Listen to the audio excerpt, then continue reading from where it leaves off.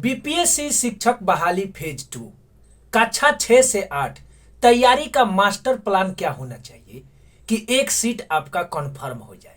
कम समय में best strategy क्या होनी चाहिए ताकि मेगा सूची तक पहुंच पाए। कंपटीशन बढ़ गया है। जो लोग प्राथमिक शिक्षक में इस बार चयन हुए हैं वो भी इसमें धावा बोलेंगे। तो जरा सोचिए, आप तो टेंशन में तनाव में एग्जाम देंगे और वो तो फ्री होकर ना देंगे, तो आपसे जरूर बेहतर कर सकते हैं। Smart approach, self study, group के साथ तैयारी करेंगे तो सिलेक्शन का ज्यादा चांस हो जाता है। हम तो कहते हैं कि मेहनत से कुछ होने वाला होता तो इस संसार में सबसे सफल गधा होता। लेकिन गधा होता है, गधा को कितना भी कुछ लाद दीजिए वो नहीं कहेगा कि हुजूर मालिक अब ना, मर जाएगा ससुरा, लेकिन ये नहीं कहेगा। तो चलिए स्ट्रेटजी की बात कर लेते हैं। इससे पहले कि चैनल को सब्सक्राइब कर दीजिएगा और हाँ, टेलीग्राम को भी ज्वाइन कर लेंगे। नीचे डिस्क्रिप्शन में लिंक दिया गया है। इससे फायदा क्या होगा कि आपको तो एक ऑथेंटिक अपडेट मिल जाता है, बेहतरीन ऑप्शन के साथ टेस्ट सीरीज और लास्ट में रिवीजन करने के लिए शॉर्ट नोट्स तो हम देवे न करते हैं। 6 to 8 में मुख्य प्रकार से 3 शिक्षक की बहाली होगी।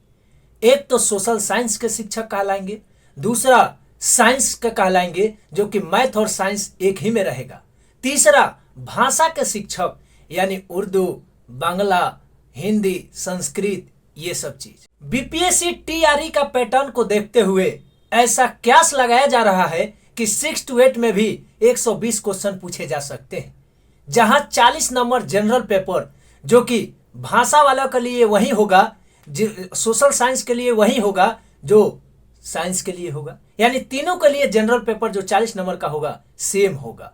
अब आते हैं सब्जेक्ट, यानी जो जिस सब्जेक्ट से होंगे उन्हीं से न क्वेश्चन पूछे जाएंगे। पिछले पैटर्न के हिसाब से 40 क्वेश्चन जनरल पेपर से हो सकते हैं, 80 क्वेश्चन आपके सब्जेक्ट से हो सकते हैं।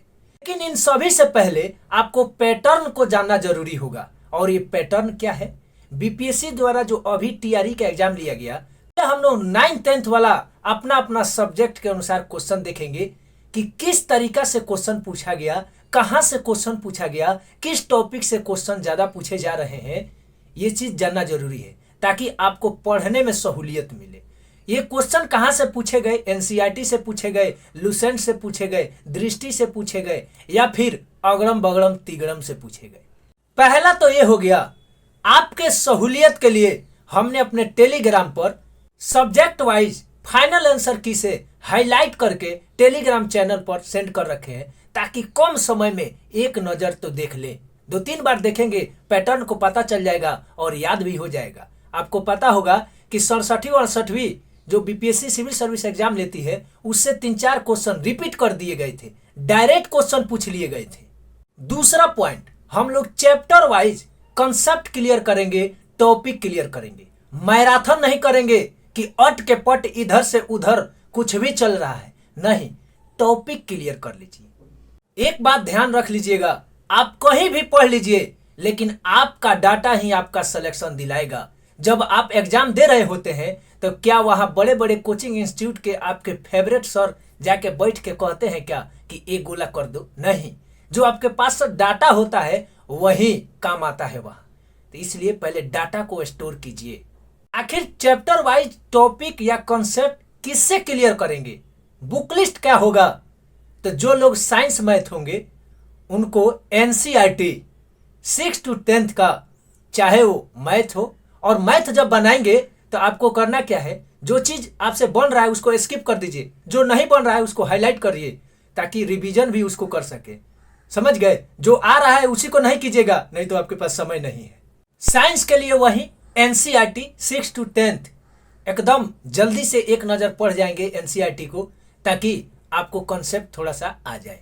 उसके बाद एक नजर लुसेंट या दृष्टि देख लेंगे, आपका कॉन्सेप्ट क्लियर होगा। केवल साइंस से ना देखना है कि इतना साइंस का चैप्टर हो जाएगा कि आप कंफ्यूजन में पड़ गए। सोशल साइंस वाले 6 to 10 तक एनसीईआरटी का बुक वैसे ही एक नजर आप भी देख लेंगे, और जो नहीं आता है, चाहे जो डिफिकल्ट वर्ड है आपके दिमाग में नहीं बैठ रहा है, उसको हाईलाइट कर लेंगे। उसके बाद आप भी लुसेंट और दृष्टि एक नज़र देखेंगे, आपका कॉन्सेप्ट क्लियर हो जाएगा।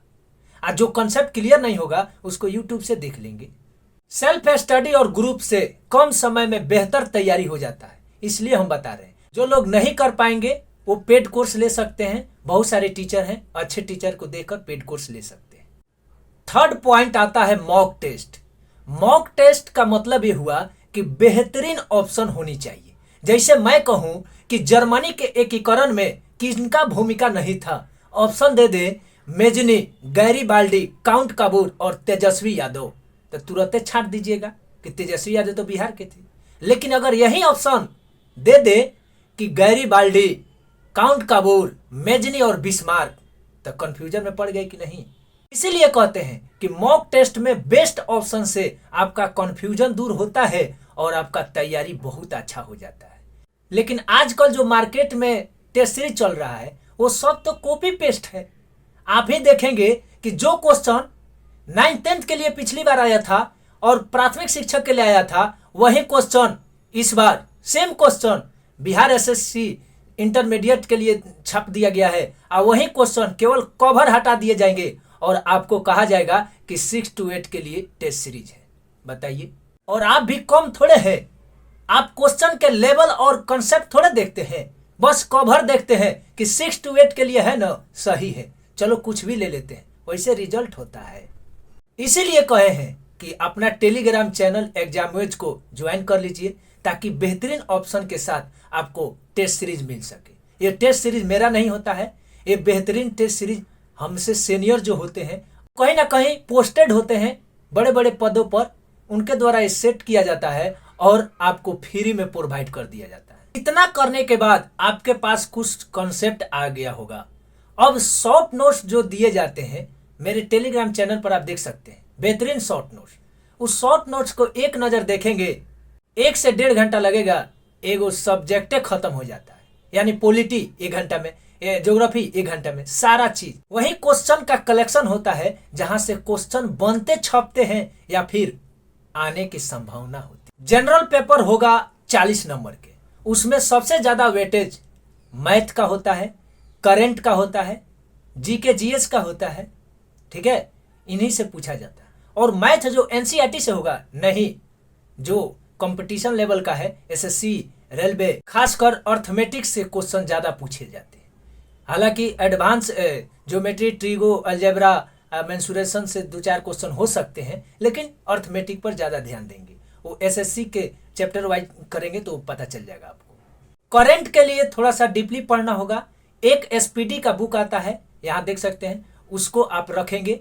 और बाकी टेलीग्राम चैनल पर विजन का जो मंथली करंट अफेयर्स होता है काफी इंपॉर्टेंट होता है। इस बार जब हम 69वीं बीपीएससी दिए तो उसमें पता चला कि करंट जो भी पूछा गया वो चर्चा का विषय था और ये सब चीजें विजन आईएएस में दे रखा था, तो हम ज्यादा स्कोर कर पाए, बाकी लोग।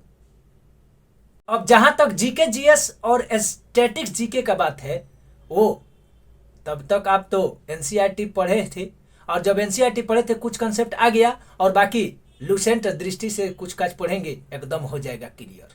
खासकर जो सोशल साइंस के स्टूडेंट हैं उनको ज्यादा मेहनत करने की जरूरत है, कैसे कि इसमें कंपटीशन सबसे ज्यादा है। फिर साइंस में और भाषा वाले जो भी हैं थोड़ा बहुत कम भी पढ़ेंगे तो उनका सिलेक्शन हो जाएगा। भाषा शिक्षक में क्या होते हैं कि सीट ज्यादा होता है और अभ्यर्थी कम होते हैं, तो कंपटीशन तो अभ्यर्थी या सीट से न होता है।